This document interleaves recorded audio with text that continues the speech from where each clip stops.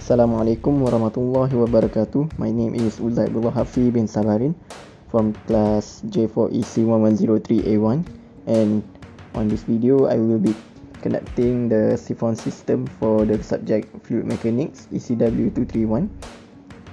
And in this video I will be showing my ways on conducting the experiment and the results that I have came out with for the test.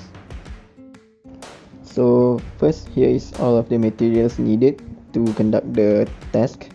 So first is 2 buckets, that is one filled with water and the other one is empty to collect the water, and then a measuring tape, a clear tube to act as a siphon tube, and a stool to act as an elevation for the siphon system. Next, we must measure all of the given materials. We must measure all of the dimension of it.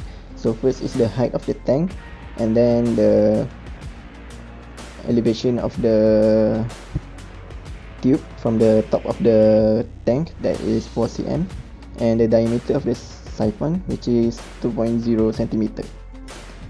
Next step is for us to set up the siphon system using all of the given materials. Next is for us to create an air vacuum inside of the siphon tube to allow water flow through it from the higher tank to the lower tank. Next, for each reading, that is the 3 sets of data, we must make a different height for each of the tube, enable for us to come up with different results.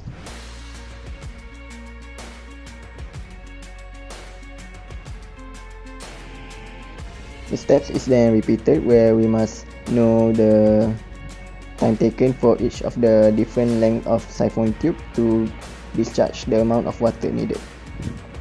Next is to measure the third and final height of the siphon tube, that is 30 cm from the high end to the lower end, and we must cut off the excess tube in order for us to achieve the data. For all of the recorded data, we must also record the time taken for each siphon tube to discharge the amount of water needed from one end to another. Here are all the different height of siphon tube, that is test. First is 60 cm, next is 45 cm, and the third and final is 30 cm. Here are all of the time taken for the water to discharge from one end to another for each of the different height of siphon tube. Here are all of the calculations that we must do in order for us to find all of the required data to be tabulated later inside of the data table.